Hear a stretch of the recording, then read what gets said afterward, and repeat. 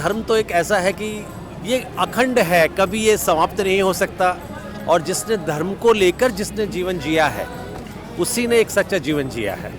और अंत में आप देखिए, चाहे कितने ही बड़े आप बिजनेस देख लीजिए, आप कितने ही बड़े आप टाइकॉन्स देख लीजिए, अंत में ईश्वर भक्ति में हर एक आदमी जाता है, क्योंकि अंत हर एक को मालूम है कि इस सनातन धर्म के अंदर हम जब बचपन से जब पैदा होते हैं, जब मृत्यु तक जाते हैं, हमारे खून में वो बातें हमको सिखाई गई हैं जो पूर्वजों से सिखाई जा रही हैं कि हम हर व्यक्ति से प्यार करें, हर व्यक्ति को अपना समझें।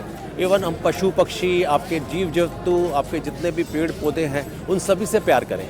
यह है हमारा सनातन। अब मेरा नाम संजय भट्ट है, मैं गौतम गौत्री हूँ और गोस्वामी भट्ट जितना भी आपके श्रीनाथ जी के मंदिर हैं वो हमारी परिवार के हैं। हमारे जो पूर्वज हैं उन्होंने ये शुरुआत की थी और आज पूरे उसमें हमारी पीठे हैं। ये हमारा परिचय है।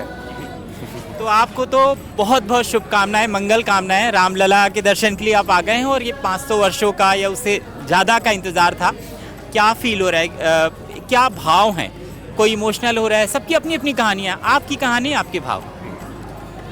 देखिए, जहाँ ईश्वर का नाम आता है तो वहाँ एक भक्ति भाव, एक ऐसा भाव होता है, और दूसरा भक्ति, तर्क, बहुत अलग अलग चीज़ें होती हैं। जहाँ हम संसार की बात करते हैं, लोग तर्क में उतर जाते हैं, भक्ति भूल जाते हैं।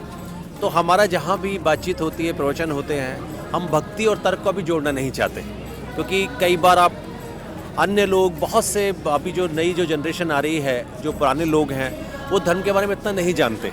वो जानते राम कौन है, कृष्ण कौन है, शिव कौन है, ये अलग अलग बातें होती रहती हैं उसमें। तो धर्म तो एक ऐसा है कि ये अखंड है, कभी ये समाप्त नहीं हो सकता। और जिसने धर्म को लेकर जिसने जीवन जिया है उसी ने एक सच्चा जीवन जिया है। और अंत में आप देखिए, चाहे कितने ही बड़े आप बिजनेस देख लीजिए, आप कितने ही बड़े आप टाइकॉन्स देख लीजिए, अंत में ईश्वर भक्ति में हर एक आदमी जाता है, क्योंकि अंत हर एक को मालूम है। तो रामलला की प्राण प्रतिष्ठा हो रही है। मैं आपके अपने भाव जानना चाहता हूँ कि अंदर क्या कुछ चल रहा है, कि अब आप दर्शन करेंगे, उनको देखेंगे और ये लंबा इंतज़ार है, तो क्या चल रहा है आपके अंदर? उथल पुथल, खुशी? देखिए, ईश्वर तो हमेशा हमारे हृदय में बस रहे हैं। और खुशी की बात यह, देखिए, रामलला तो पहले भी थे, आज भी हैं। पहले वो बाहर विराज रहे थे, आज अंदर विराजेंगे। ठीक है, ईश्वर कभी कहीं नहीं जाते। सबसे खुशी की बात हमारे लिए है कि इस रामलला के कारण हम लोग सब एक हो गए हैं। हम जो हमारा जो हिंदू समाज है, हमारा सनातन धर्म के समाज लोग हैं, वो सब एक बहुत एक जो अच्छी कड़ी में जुड़ते चले जा रहे हैं। तो जो ईश्वर का नाम लेकर हम जुड़े, देखिए, आज हम राम की बात कर रहे हैं, हम कल कृष्ण की बात करेंगे, परसों शिव की बात करेंगे। ये सारे आदि देव हैं, हमारे भगवान हैं हम लोगों के। तो जहाँ हम एक देवता को लेकर हम आगे चल रहे हैं, तो आगे वाले समय में और हमारे में दोनों में हम आपस में मिलेंगे, जुड़ेंगे। और जहाँ तक धर्म की बात की जाती है, हम सनातन धर्मी हैं। और सनातन धर्म में तो आज जानते हैं कि हम पशु पक्षी। सनातन धर्म की आपने बात की, है क्या सनातन धर्म? देखिए, एक धारणा चली आ रही है, मतलब एक इतना बड़ा शब्द आपने कह दिया कि इस सनातन धर्म के अंदर हम जब बचपन से जब पैदा होते हैं, जब मृत्यु तक जाते हैं, हमारे खून में वो बातें हमको सिखाई गई हैं जो पूर्वजों से सिखाई जा रही हैं कि हम हर व्यक्ति से प्यार करें, हर व्यक्ति को अपना समझें। इवन हम पशु पक्षी, आपके जीव जंतु, आपके जितने भी पेड़ पौधे हैं, उन सभी से प्यार करें। यह है हमारा सनातन। और उस सनातन धर्म में कहीं, देखिए, सबसे बड़ी बात आपको बताता हूँ कि सर्वप्रथम कौन सा धर्म आया? सनातन धर्म आया। उसके बाद जब एक वट वृक्ष बढ़ता चला जाता है। कौन सा धर्म आया सर्वप्रथम?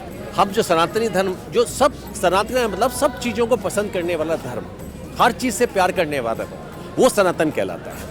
और सनातन धर्म जब वो बढ़ता चला गया, तो अब एक बड़ा वट वृक्ष पड़ता है, तो उसके अंदर बहुत सारी डालियाँ निकलती हैं। ठीक है, जब उसमें फल लगते हैं वो टूटते हैं, एक नया पेड़ सृजन करता है।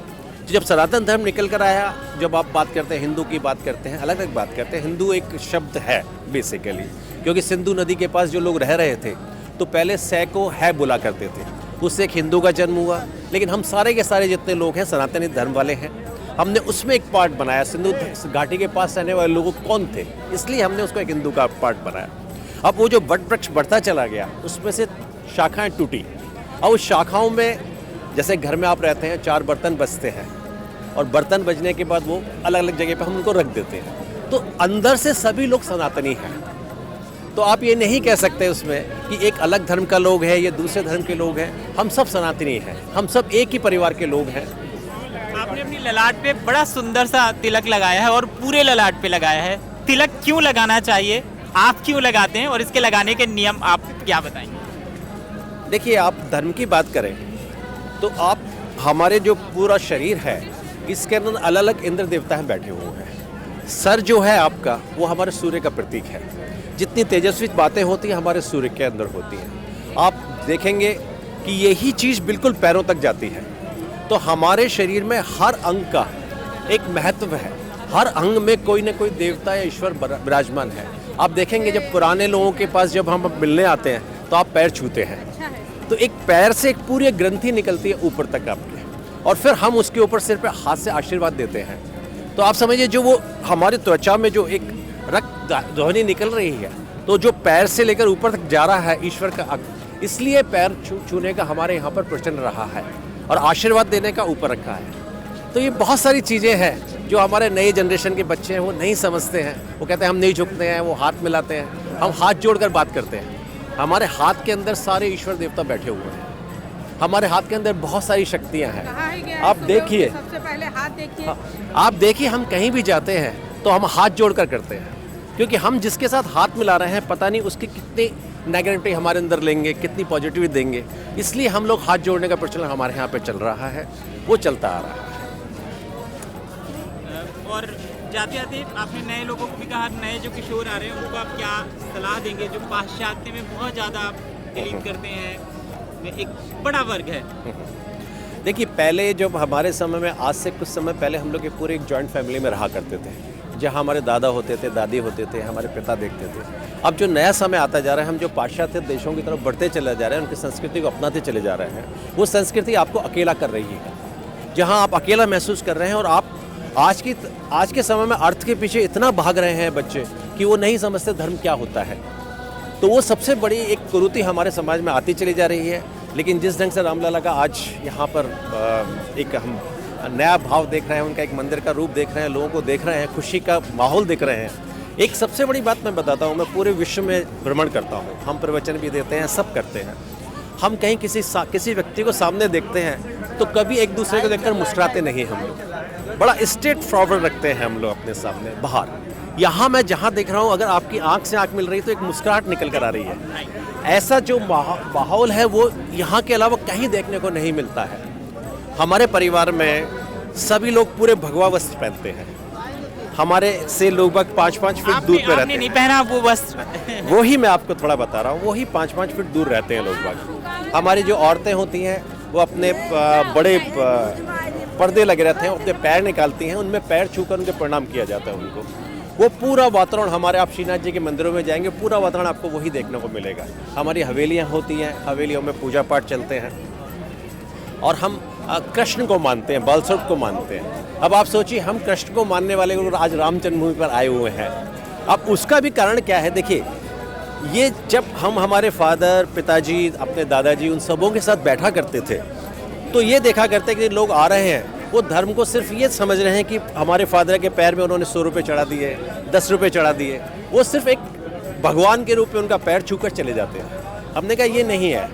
वो लोग जब हमारे सामने आ रहे हैं, एक रूप लेकर आ रहे हैं, हम कंठी दिया करते थे उनको, वो एक पूरा का पूरा वातावरण चलता था। लेकिन बाहर जाकर वही समाज में उसी ढंग से वो बदल जाते हैं। तो उस वक्त मैंने अपने प्रण लिया कि नहीं, सबसे पहले जो जितने भी लोग हैं उनको उन्हीं की भाषा में समझाया जाए, क्योंकि हम लोग पाश्चात्य देशों की तरफ इतना झुक चुके हैं कि हम उनको बहुत जल्दी अपना रहे हैं। जैसे आपने आयुर्वेद को छोड़ दिया, आप दवाइयों का सारा पाश्चात्य दवाइयों का सेवन कर रहे हैं क्योंकि वो फटाफट जल्दी इफेक्ट देती हैं आपको। उसी ढंग से हम धर्म को छोड़कर एक नए उसकी तरफ जा रहे हैं। उसी को लेकर मैंने अपने आप को चेंज किया।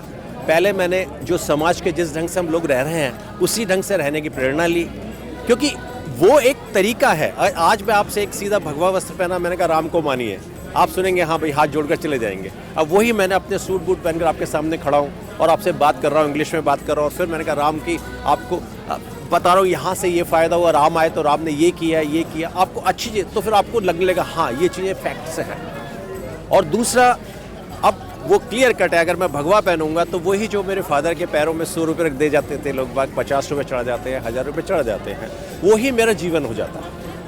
आज मैं आपके साथ बैठूंगा, किसी के साथ बैठूंगा तो मुझे मालूम पड़ेगा एक्चुअल पोजीशंस क्या हैं लोगों की।